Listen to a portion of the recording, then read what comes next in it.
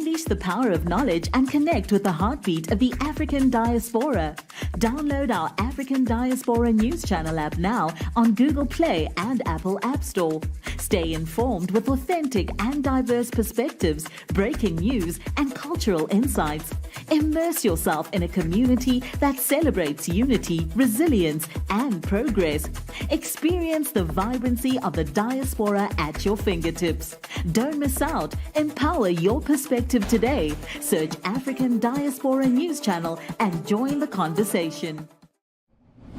On March 21st of this year, a 26-year-old black man by the name of Dexter Reed was gunned down by a Chicago plainclothes unit. Some people call that particular unit the Jump Out Boys because they jump out of plain marked vehicles and plain clothes, so meaning they're not in a police car or police uniform, and they usually run up on a suspect or a motorist, and it catches that motorist off guard. And so apparently that's what happened with Dexter Reed. Now, this particular plainclothes unit said that they saw him driving without a seatbelt.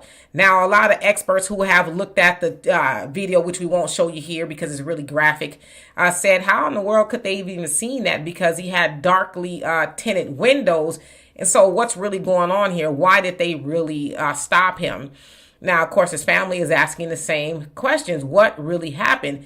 Now, on the stop in question, they went up to Dexter's vehicle, and you can hear him saying, "What's going on? Who are you?" You know, things like that, as again, they don't have on a police uniform, and they're screaming and hollering, you know, get out of the car and all this other stuff, which it sounds like he refused the commands. And so a shot rang out. Now they, being the police, are saying Dexter shot them. Now this is allegedly, because experts who have looked at it says, well, we don't see that, right? And also after they shot into and at his vehicle 96 times within 41 seconds, they, being one of the police officers who did the shooting, she went up to him, you know, saying basically, give us the gun, let go of the gun. Now, mind you, he's lying face down.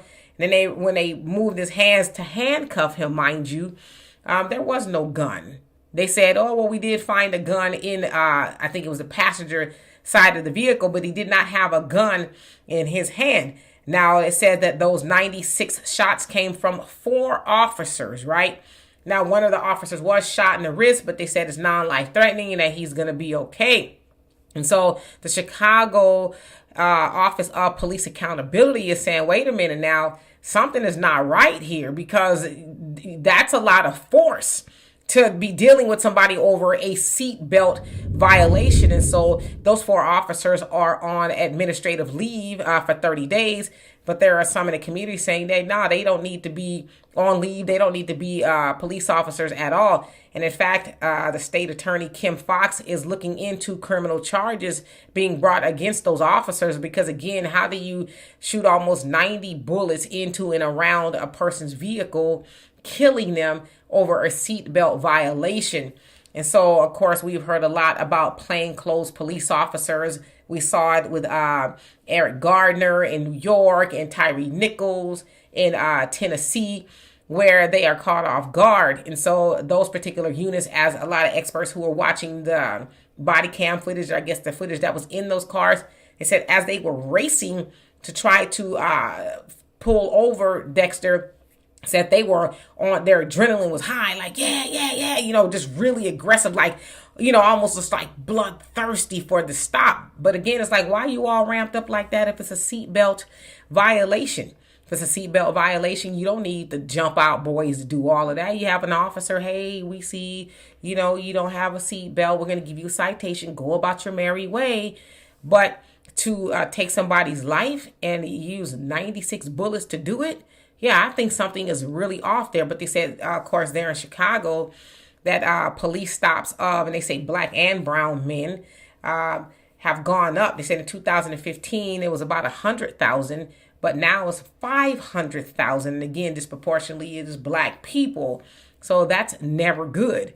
If you ask me, those particular units need to be disbanded, because yeah, if most people are getting pulled over, they're thinking it's going to be a siren, a police car, and a police officer. But those cats there, yeah, they tend to do the most. And so, of course, people are caught off guard. But, of course, it is all under investigation.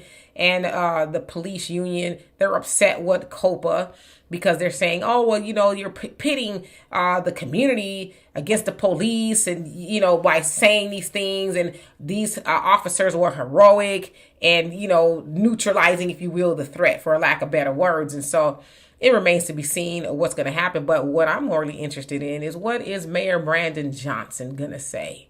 Is he going to take a step away from trying to save the migrants to really give the attention that this case needs and bring justice to another black man who has senselessly lost his life due to his overly zealous and jumpy police force, because the police force is under his command? So I'm waiting to see what he will do and what he will say, more so of what he will do. So anyway, y'all tell me what you think it is. And for more insightful commentary, please subscribe to this channel and my channel, The Demetra Kaye Show, here on YouTube.